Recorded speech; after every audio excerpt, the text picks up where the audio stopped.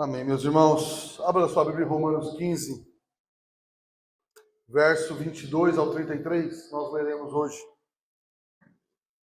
Romanos 15, do verso 22 ao 33. A versão que eu estou usando é a versão NAA. Se caso for no celular, facinho de achar. Nova Almeida atualizada. Então, irmãos, já como uma direção aí para vocês, vão comprar a Bíblia para os seus filhos. Sabe, compra NAA, NVT e fuja de NTLH, mensagem e NVI, tá bom? Evite essas Bíblias que elas não têm boa tradução. Ok? A NVI era boa, mas a NVI 23 é horrível. Estou avisando porque às vezes você vai comprar para você saber o que comprar. Romanos 15, a partir do verso 22. Essa foi a razão porque também muitas vezes fui impedido de visitá-los. Mas agora, não tendo mais campo de atividade nessas regiões e desejando há muitos anos visitá-los, penso em fazê-lo. Quando em viagem para a Espanha, pois espero de passagem eu possa vê-los e que vocês me encaminhem para lá, depois de haver primeiro desfrutado um pouco a companhia de vocês. Mas agora estou de partida para Jerusalém a serviço dos santos. Porque a Macedônia e a Caia resolveram levantar uma oferta em benefício dos pobres dentre os santos que vivem em Jerusalém. Isto lhe pareceu bem, e de fato lhes são devedores. Porque se os gentios têm sido participantes dos valores espirituais dos judeus, devem também servi-los com bens materiais. Tendo, pois, concluído isto, e havendo-lhes consignado este fruto, irei à Espanha, passando por aí. E bem sei que ao visitá-los, irei na plenitude da bênção de Cristo. Verso 30. Irmãos, por nosso Senhor Jesus Cristo, e também pelo amor do Espírito, peço que lutem juntamente comigo nas orações a Deus a meu favor, para que eu me veja livre dos rebeldes que vivem na Judéia. E que este meu serviço em Jerusalém seja bem aceito pelos santos. Isto para que, pela vontade de Deus, eu chegue à presença de vocês com alegria e possa ter algum descanso na companhia de vocês. E o Deus de paz esteja com todos vocês. Amém. Senhor, oramos pela tua palavra, Senhor, que será ministrada. Que o Senhor nos traga luz e iluminação espiritual para compreendermos o que o Senhor quer dizer, o que o apóstolo Paulo quis dizer, iluminado pelo Espírito, inspirado pelo Espírito nessa passagem, e que nós possamos, no poder do Espírito Santo, aplicar isso às nossas vidas, Pai, dar-nos entendimento das tuas escrituras, para que assim possamos honrar o Senhor em tudo que fizermos, em nome de Jesus. Amém. E amém. Pode sentar. Bom, o contexto geral aqui, eu já falei na pregação passada, é o começo do fim da carta. Então agora, ele explicou porque ele escreveu, que é o sermão passado, e nesse ele está falando o quê? Ele está contando os planos dele e está pedindo oração para os irmãos. Ele conta seus planos, pede apoio financeiro e pede oração. Esse é o contexto. O que isso tem a ver conosco? Muito. Você tem planos para a sua vida, não tem? Sejam eles espirituais, sejam eles pessoais. E Paulo nos ensina como nós lidamos com os planos. Por isso que o tema da minha mensagem é os planos de Paulo e a soberania de Deus. O homem faz planos, diz a Bíblia, mas a resposta certa vem do Senhor. Não é errado fazer planos, é errado até não ter planos. Mas os nossos planos não quer dizer que eles vão acontecer. Eu sei que às vezes você escuta esses caras falando tudo aquilo que você vê, você vai receber, mas isso é mentira. O que na realidade acontece é que você pode ter seus planos, pode possuir seus desejos, mas nada escapa da soberania divina. Você faz seus planos e coloca eles em orações diante do Senhor, para que o Senhor, se for da vontade dele, o faça. Essa é a ideia, Paulina. Até os planos dele de evangelização, ele diz, Senhor, eu coloco nas tuas mãos. Nós devemos fazer isso. Ter planos é ótimo, irmão, mas ter planos sem vida de oração é errado. Nós devemos ter planos e podemos incluir pessoas a orarem. Orem por mim, por tal coisa. Isso é bom, isso é saudável. Então, se eu fosse falar qual que é a ideia principal aqui do texto, é essa, né? Faça planos, peça ajuda aos irmãos e dependa completamente de Cristo. É isso que Paulo nos ensina. Ele faz os planos, ele pede apoio dos outros, porque mesmo ele sendo apóstolo, ele não consegue fazê-lo sozinho. E ele diz o que para os irmãos? Lute comigo em oração. Sem a bênção de Cristo, de nada vale. E nós vamos trabalhar isso hoje. Verso 22 a 24, irmão. Na verdade, do verso 22 ao 29 são seus planos. Mas eu dividi os planos dele em 3. O primeiro plano que ele comunica aos irmãos está do verso 22 ao 24, que ele fala: eu tenho o plano de visitar vocês. Paulo tinha lembra que eu expliquei? A igreja de Roma não tinha nenhum apóstolo que comandava, não tinha nenhuma liderança, vamos pensar assim, maior de um apóstolo. E Paulo fala: ó, eu tenho um plano de visitar vocês. E ele ainda diz: essa foi a razão que por muitas vezes eu fui impedido de visitar vocês. Qual foi a razão? Ele explicou antes, que ele estava levando o evangelho desde Jerusalém até Ilírico. É muita coisa. E ele falou, esse foi o impedimento. O que ele está querendo dizer? Quem o impediu? Quem o impediu foi o Senhor. Por que Deus o impediu? Deus tinha projetos para ele, e mesmo ele sonhando para ir para Roma, ele via portas abertas e falava, não é possível. Então, aqui é um tipo de impedimento, e Paulo vai fazer isso outras vezes. Lá em Coríntios ele fala, ó, Deus me impediu de ir para tal lugar. Então, é interessante, irmão, que na carta aos Romanos, na carta aos Coríntios, quantas vezes, você que ouviu a maioria das pregações, quantas vezes Paulo falou do diabo até agora? Alguém lembra? Nenhuma. Quando ele fala que ele é impedido pelo Senhor.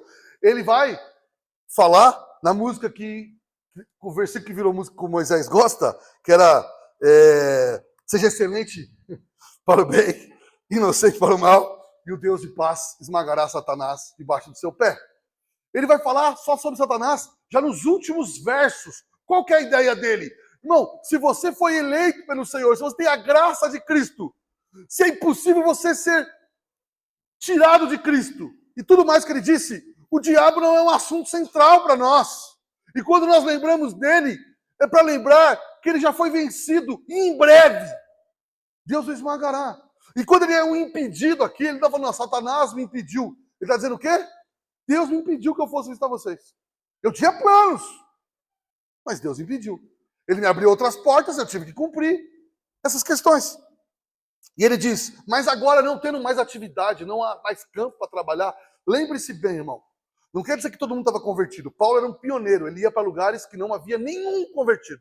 Nada de igreja. Ele ia lá, entrava na cidade, pregava, treinava pessoas, estabelecia uma igreja e partia para outra. Então ele está dizendo o seguinte, de Jerusalém a Ilírico, não precisam mais de mim. Então, eu desejo visitar vocês no caminho para a Espanha. Falei, vou visitar vocês. Verso 24.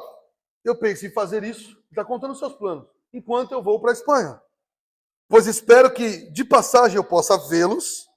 E aqui ele fala outra questão, Paulo é direto. E que vocês me encaminhem para lá. O que quer dizer que vocês me encaminhem para lá? Você consegue pensar o que é isso? Que vocês financiem financeiramente a minha ida para lá. Que vocês banquem, ou não tudo, mas que vocês invistam nesse projeto de evangelizar a Espanha.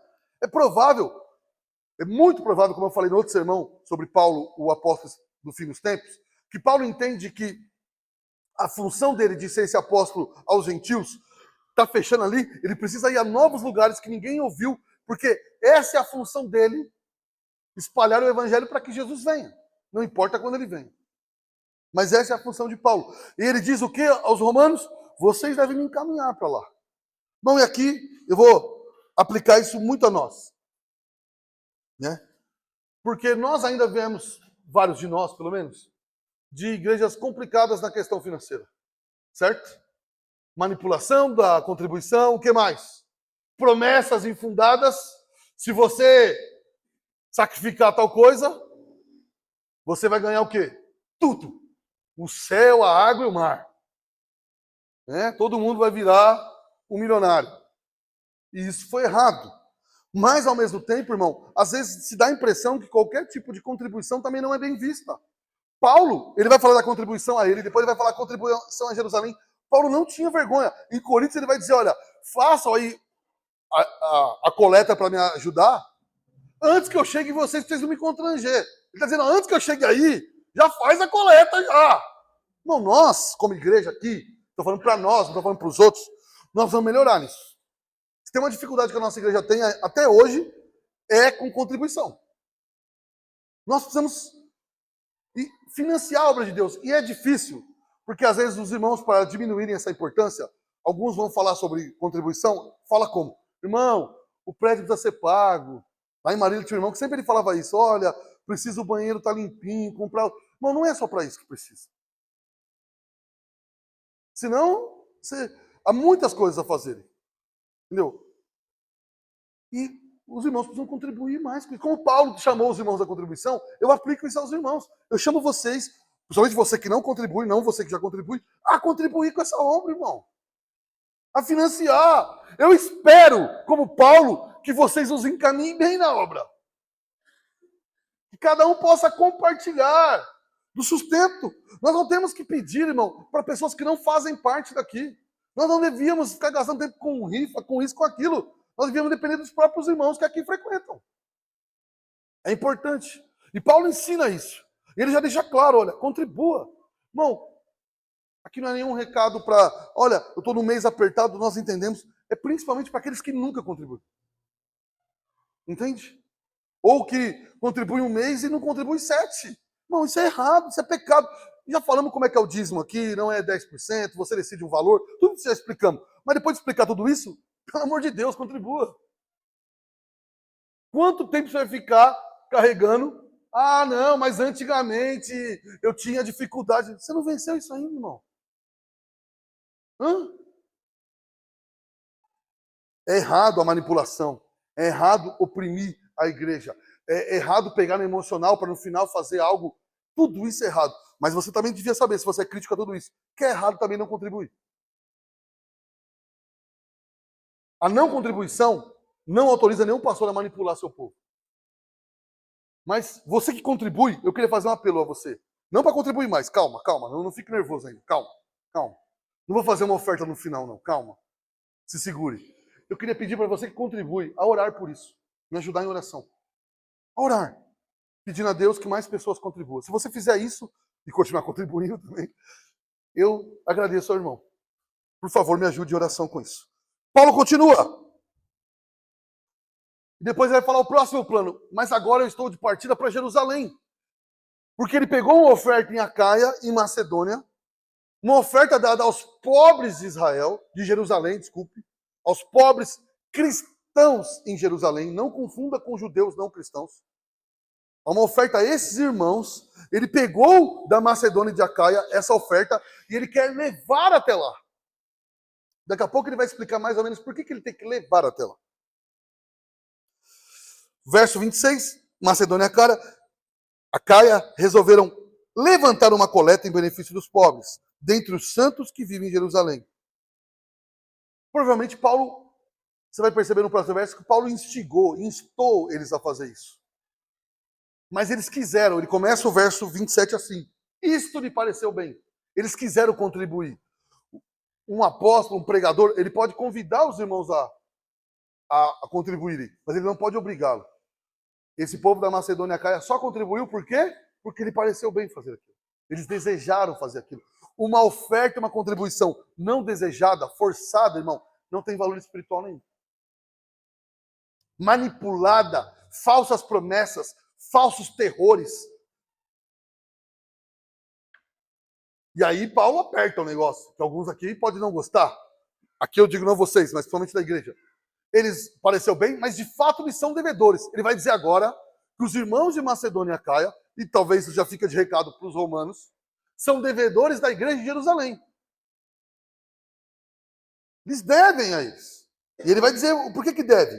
Porque se os gentios têm sido participantes dos valores espirituais dos judeus, ele está dizendo, Se a igreja de Cristo Jesus começa lá em Jerusalém e se espalhou a Macedônia, Acaia e Roma, eles também, os macedônios e os de Acaia, que estão num momento financeiro melhor, eles podem o quê? Servir. Se eles forem abençoados espiritualmente, eles não podem ser abençoados? Abençoarem materialmente? Podem sim. Ele está dizendo isso claramente. Essa oferta de Macedônia é boa porque eles devem ao povo de Jerusalém, à igreja de Jerusalém. Mas, irmão, você não tem que entender que essa dívida aqui é uma dívida no sentido de ruim do termo. Porque, irmão, o crente tem obrigações, sim ou não? Mas as obrigações são em si ruins? Não, os seus mandamentos não são penosos. Ele está dizendo que é uma dívida boa, porque os macedônios e os de Acaia estão numa situação melhor. Então eles podem contribuir com os irmãos que estão numa situação pior. E eles devem contribuir porque Jerusalém contribuiu com eles, enviando os apóstolos, financiando muita coisa. E por que eles não podem ajudar agora? Podem sim. Eu vou explicar bem explicado essa parte aqui, irmão, porque pode cair naquela questão seguinte, que algumas igrejas fazem. As igrejas que têm, me fugiu o nome, uma igreja que eu não quero usar um nome pejorativo, que ela tem outras. Ela tem uma igreja na cidade e tem mais umas 10 na cidade. Eu não quero usar esse nome, filiais. Eu queria estar procurando um nome melhor. Congregação, ou algo assim. Alguns usam para o quê? Todo o dinheiro deve ir para a sede, Jerusalém, e a sede distribui, dando base a esse verso. Não é isso que ele está falando. Ele está dizendo que a igreja decidiu porque quis, não por obrigação, a abençoar um povo que já os abençoaram e porque eles estavam em dificuldade financeira, e não para montar um palácio. Só estou deixando claro porque esse texto é extremamente mal utilizado e alguns de vocês já devem ter ouvido isso.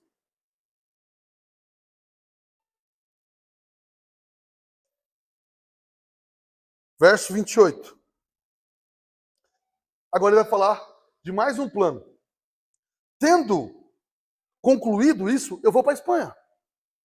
Eu vou para a Espanha entregar a oferta pessoalmente e explicar o motivo da oferta. Ele quer explicar o motivo da oferta. Por que ele quer explicar o motivo da oferta, irmão? Havia, infelizmente, uma rixa. Uma rixa. Os irmãos crentes judeus, às vezes, se sentiam superior aos gentios. E os gentios, às vezes, se incomodavam com isso aos judeus. Isso acontecia. E por que ele vai entregar pessoalmente a oferta? Consignado aqui, em algumas versões, talvez na sua está assim, é selando a entrega. Ele vai levar para mostrar a importância da entrega e tentando selar ali uma paz. Olha, vocês em Jerusalém se sentem superior. Mas vocês estão precisando dos irmãos agora, com uma oferta. Então vocês não são tão superior assim. Certo? A mesma coisa que ele fez com os irmãos lá. Olha, vocês têm rixa com eles, mas vocês deviam ofertar para eles que estão em dificuldade. E eles abençoaram com vocês. Ele quer selar essa união maior entre gentios e judeus crentes. Esse é o trabalho dele. Ele fala, então ele vai levar porque ele está com medo de ser rejeitada. Ele vai falar, ore para que seja aceito o que eu estou fazendo. Daqui a alguns versos. Ele tem medo da rejeição, de que os judeus falam, não, a gente não quer nada com os gentios. Ele fala, orem por isso. É isso que ele está fazendo. E ele vai dizer, olha, passando, depois disso, irei à Espanha, passarei por aí, vou visitá-los na plenitude de Cristo. O que quer dizer na plenitude de Cristo, principalmente?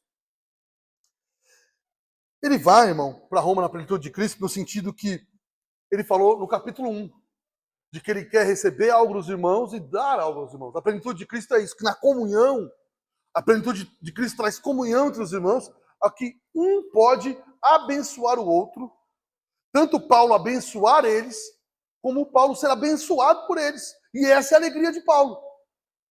Você vê que a comunhão cristã é assim, irmão. Nós nunca podemos achar que vamos a um lugar que simplesmente nós só abençoaremos. Nós temos que ter a consciência que quando a igreja do Senhor se reúne, nós também somos abençoados. E também não podemos achar que só podemos ser abençoados. Nós temos que ter no coração o desejo de poder, e aí não é só questão financeira, em qualquer outra coisa, ter a nossa contribuição e abençoar também. É isso que ele faz até aqui, irmão. Ele diz que a intenção é unir esses povos num só povo, que uns abençoe generosamente ele e também abençoe Israel. E, irmão, ele deixa de legado para nós aqui, ou de aplicação para nós, que o apoio financeiro à obra de Deus não deve ser um tabu, que a generosidade é uma marca do Evangelho, e que o desejo de estar entre irmãos deve ser uma alegria nossa. Inclusive, irmão, você deve ter esse desejo com irmãos de outras igrejas também. Ter alegria. Assim, irmão, como Paulo, nós devemos fazer esses planos e a partir agora do próximo verso, aprender a depender de Deus. Aí ele vai entrar disso, de depender de Cristo, de ser levado em oração, de ter o coração quebrantado para oração. Olha que começa a dizer o verso 30, irmãos, por nosso Senhor Jesus Cristo. Ele apela para Jesus, irmão. Ele não está falando, olha, confia em mim que eu sou apóstolo e vai dar tudo certo. Confia! Não. Ele diz, olha, no nome de Jesus Cristo. E também pelo amor do Espírito. O que ele quer falar com o amor do Espírito, irmão? O que faz o que traz a união cristã e mantém essa unidade? O Espírito Santo. Esse amor mútuo. Ele fala, ó, no nome do Senhor Jesus Cristo e no nosso amor mútuo dado pelo Espírito Santo, eu peço que vocês façam o quê? Declarem, decretem. Não, eu peço que vocês lutem comigo em oração. Olha o que Paulo está querendo dizer. Que a oração verdadeira, irmão, é uma luta contra a nossa carne. Certo? É uma luta porque nós temos que pedir várias vezes, sem ainda ter a certeza da resposta da oração, se sim ou não. E ele ainda é enfático. Lute comigo em orações a favor de mim mesmo. Não é geral, não. Paulo está com medo. E ele vai dizer agora quais são os medos dele. Medo. Da chegada dele em Jerusalém, há duas questões que o incomodam, que pode acontecer com ele. E ele vai deixar claro no verso 31. Primeiro, que os rebeldes, os judeus não cristãos, ele chama do quê? De rebelde. E você fica achando que judeu está tudo salvo, né? Alguns de vocês. Olha, judeu é o povo mais salvo do mundo. Paulo fala rebelde. Paulo olha para judeu, não crente, e chama eles do quê? Povo escolhido, santo, perfeito. Não, rebelde. Bando de rebelde que fica se levantando contra ele, Paulo. E ele fala, para que eu me veja livre dos rebeldes que vivem na Judéia. Havia um povo na Judéia, de judeus não convertidos, que dizia que Paulo pregava totalmente contra Abraão e queria que, depois você vai ver que vai acontecer isso, prendê-lo. E vai acontecer isso no futuro. Queria persegui-lo. E ele diz, para que eu possa cumprir minha missão, eu não posso ser preso. E eu peço que vocês orem por mim, para que Deus me livre desses rebeldes. Você está vendo que rebeldia aqui para Paulo não é que alguém está falando alguma coisa que ele não goste. Rebeldia para Paulo é aqueles que não confessam Jesus Cristo. E perseguem aqueles. E ainda tomam uma atitude de perseguir os que confessam. E para Paulo não deve ser fácil falar isso. Porque ele era um judeu que perseguiu a igreja. Ele foi um rebelde um dia. Você lembra disso? Lá em Atos 7 e 9, Paulo era um rebelde. Que tinha cartas para prender crente. E agora esses mesmos rebeldes de qual ele fez parte, querem prender ele. E ele sabe a violência que o judeu usava. Às vezes o judeu só não prendia. Espancava. Você conhece partes aí que o próprio Paulo foi espancado. E ele pede oração. Segundo pedido de oração de Paulo é qual? E que eu me veja.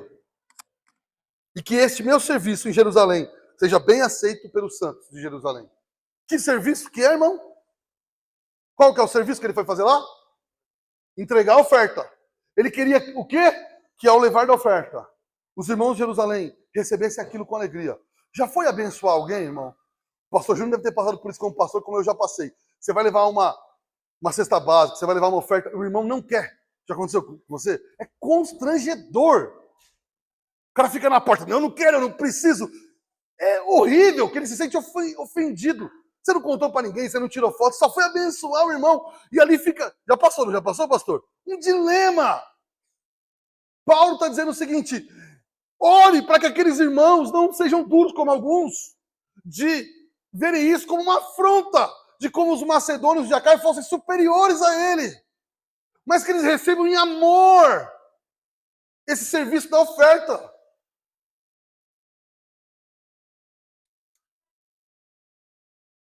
Irmão, quando alguém for te abençoar, não porque você manipulou, não porque você ficou choramingando, mas abençoar de verdade, por favor, irmão, deixe de ser duro. A pior coisa de ajudar alguém é ter que convencer o cara que ele precisa de ajuda. É ou não é? Você está ali, olha, eu queria te ajudar. Não, você precisa. Não precisa. Pelo amor de Deus. Está sendo constrangedor para você e para mim. E você já precisou de ajuda, e eu já precisei de ajuda. E todos nós somos orgulhosos, sim ou não? E por isso que Deus, às vezes, por isso que Deus permite que passemos por dificuldades, para quebrar o nosso orgulho. Eu me recordo de cabeça da história de Charles Spurgeon. Spurgeon tinha um orfanato, e junto com esse orfanato, algumas outras...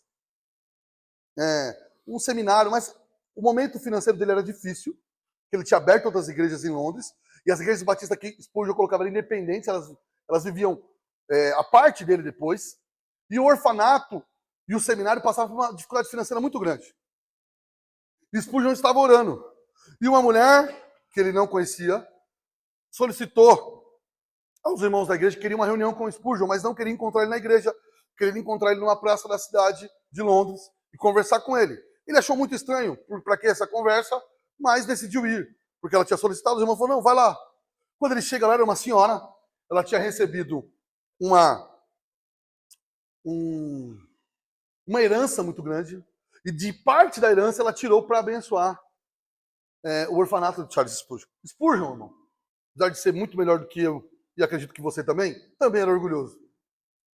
E ele disse: olha, muito obrigado, mas eu não quero, porque a senhora não é parte da igreja, a senhora precisa talvez da herança. E outra, a senhora falou que conhecia George Muller, que também tinha um orfanato muito maior do que Spurgeon, para quase 9.000 crianças. Ele falou: olha, esse valor é um valor alto, então é melhor a senhora dar para George Muller. Nós temos uma igreja, que Muller não tinha uma igreja por trás, nós vamos conseguir os recursos, a senhora devia abençoar Muller. E a senhorinha falou para ele: o senhor deixe de ser orgulhoso, porque o Senhor Deus mandou vir entregar para você e não para Muller. E o Deus que mandou eu abençoar você vai abençoar Muller. E vou resumir, ela disse mais ou menos assim, não com essas palavras: eu não pedi a opinião do senhor. Está aqui a oferta e o senhor não recuse, porque ela é do Senhor e não é minha. Spurgeon disse que ele não viu o valor da oferta, enrolou e falou, tomei uma bronca, né? E quando chegou lá, quando ele teve noção do valor da oferta, cobria por vários meses as despesas do orfanato. E depois ele conta no livro que aquilo foi orgulho dele. De ver uma senhora e falar, de vez a igreja, essa senhora abençoando, tentou colocar outra pessoa no negócio, dá para Muller. E ele foi exortado por aquela mulher. Às vezes nós somos assim, irmão. E a igreja de Jerusalém poderia ser assim. Eu não queria, até ontem à tarde fiquei estudando, porque eu falei, será que teve resposta ou não? Mas, Atos 21:17, depois você confere em casa, Atos 21:17, informa que os irmãos receberam bem a oferta.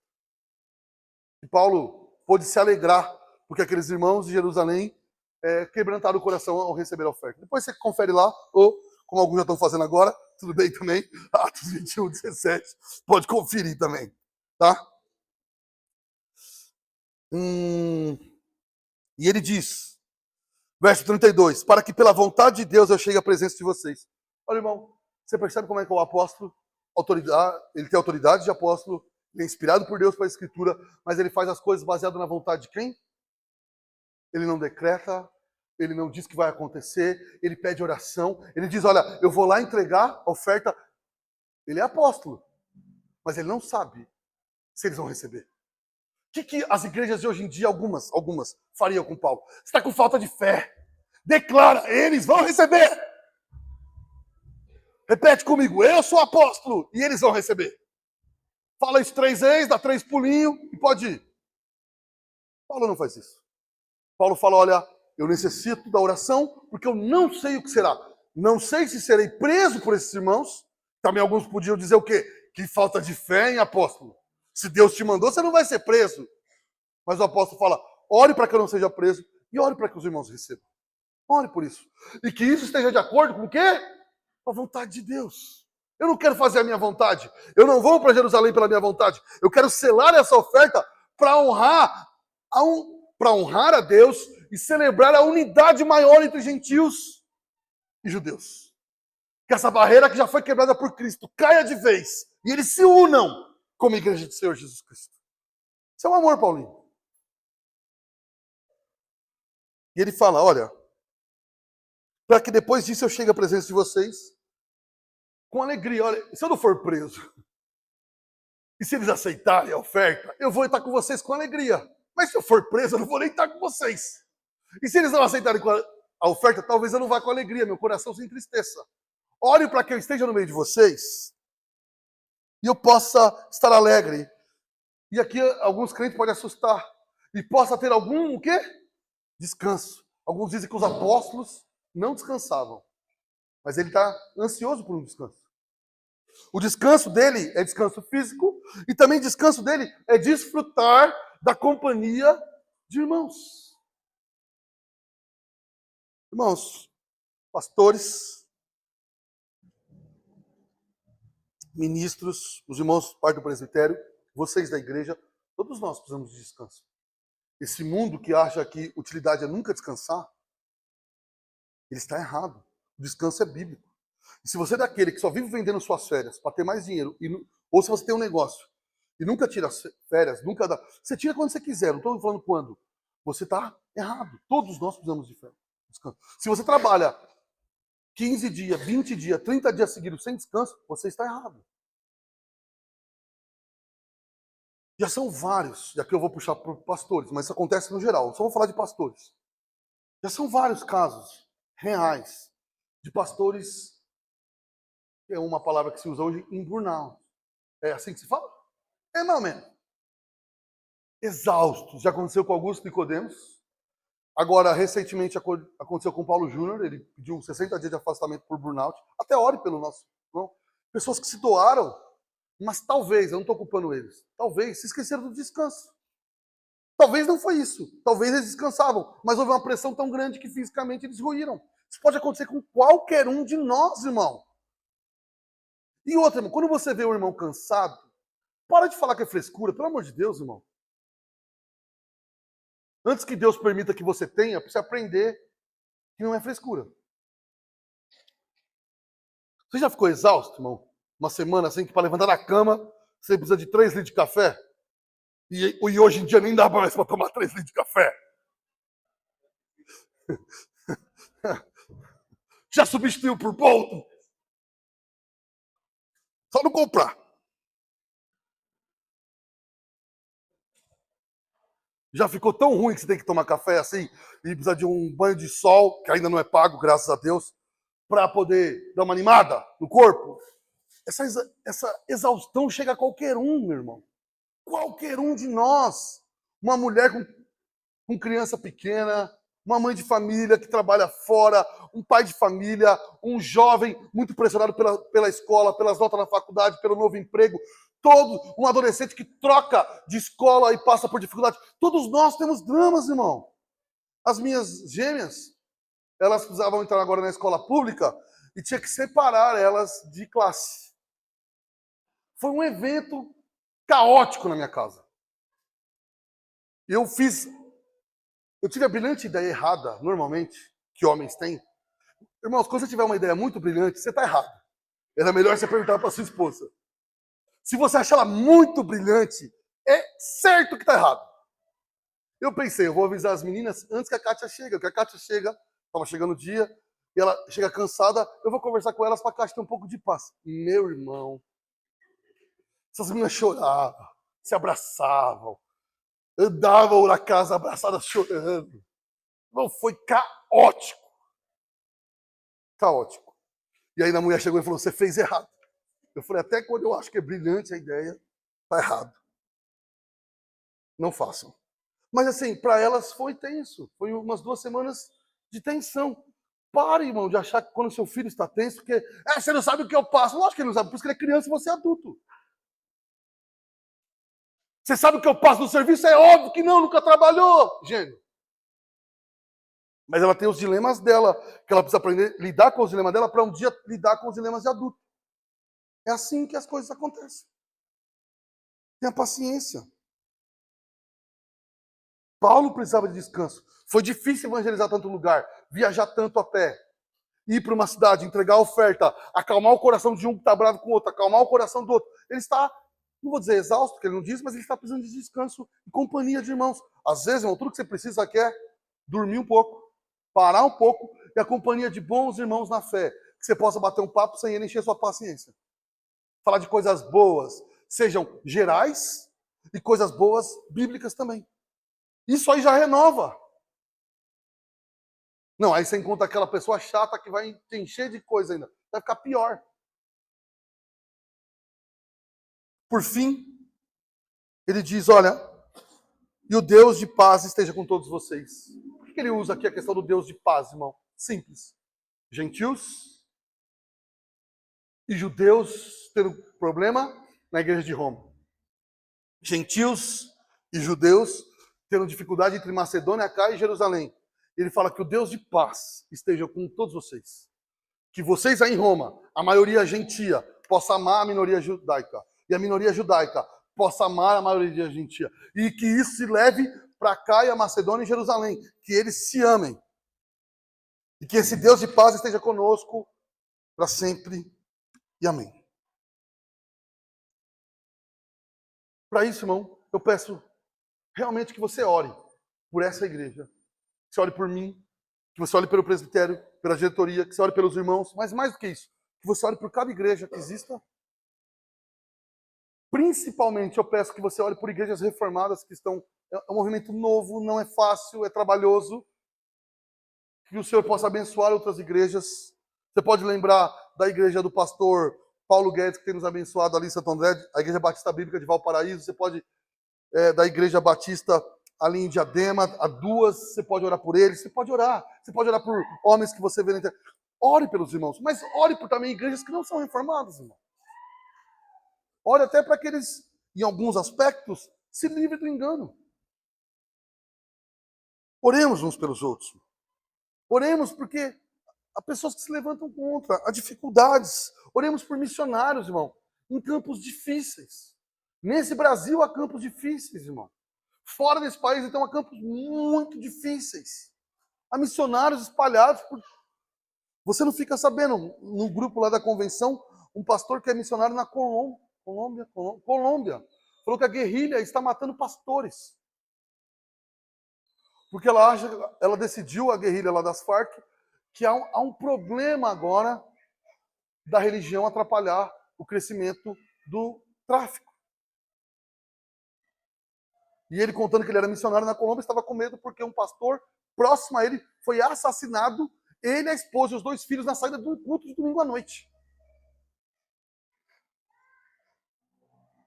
Oremos pelos missionários em lugares difíceis. E em lugares que não são tão difíceis também, que o Senhor possa abençoar. Eu encerro, irmão, lembrando você que planeje sim sua vida, mas dependa de Cristo, irmão. Se seus planos não saírem como você quis, saiba que eles não fugiram da soberania divina. Sabe, irmão, não coloque em dúvida o que é responsabilidade do homem. E Deus é soberano, então não preciso fazer nada. Isso não existe, as duas coisas não juntam. Mas eu sou responsável, e se Deus não quiser? Se Deus não quiser, não vai acontecer também. Uma coisa não nega a outra. Você tem que fazer sua parte e orar a Deus e acreditar. Há coisas que foi planos seus, que não aconteceu, foi a melhor coisa que aconteceu, foi Deus negar a sua oração. Certas coisas, se Deus tivesse me respondido, eu estava em Marília até hoje.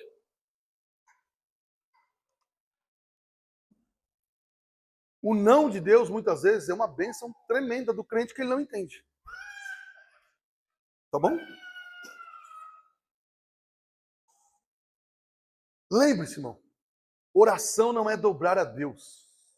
Oração é conformar o nosso coração com a vontade dele. Paulo está dizendo o quê? Se eu chegar lá e for preso, que eu vivo em paz com a prisão, então. Se eu chegar lá e eles não aceitarem a oferta, que eu possa compreender isso como um sinal divino de alguma coisa que eu não estou entendendo. Outra coisa, irmão, apoie financeiramente. Já falei, não vou tomar muito tempo disso, a obra de Deus. E essa obra aqui do Senhor, a igreja Batista Reformada de Mauá. Apoie, irmão. É um privilégio seu e também um bom dever cristão. Por fim, não deixe nunca de orar, irmão, antes de fazer qualquer trabalho. Ore por essa igreja, ore pela sua vida, ore pelos pedidos de oração.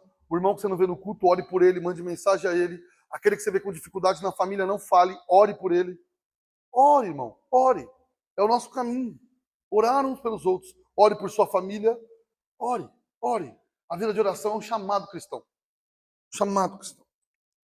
Sabe, irmãos, seus planos, diferente do que alguns falsos pregadores dizem, eles podem ser adiados e podem ser mais do que adiados. Eles podem ser frustrados. O que diz a Bíblia que não pode ser frustrado é o plano de Deus. O seu pode e o seu vai. Muitas vezes. Mas, mesmo quando o seu plano for frustrado, confie que Deus está guiando tudo corretamente. Ele é o Senhor da glória. E Ele está fazendo isso, como diz Romanos 8, 28, todas as coisas cooperam para o bem daqueles que confiam no Senhor. Então, faça planos. Assuma a sua responsabilidade humana. Trabalhe diligentemente, espiritualmente, na sua empresa, no seu lar. Ore com fervor, mas depois de fazer isso, trabalhar diligente e orar com fervor, descanse na soberania divina, irmão. Há coisas que não estão ao seu alcance. Descanse seu coração. É Ele que guia todas as coisas. Ele nunca falha, nunca falhou. Que possamos aprender com Paulo a fazer planos com sabedoria. Pedir ajuda sem orgulho aos irmãos. Ajuda em oração, ajuda em conselho. E sempre, completamente, dependermos de Cristo Jesus em oração. Pois Ele é a fonte da nossa paz e da nossa provisão. E que o Deus de paz esteja com todos nós. Enchendo nosso coração de tranquilidade nele, confiança em Jesus Cristo. E que os dilemas que estão à nossa frente, que ele possa nos livrar dele. E se Ele não nos livrar, que Ele possa nos sustentar em meio a eles. Convido você a ficar de pé.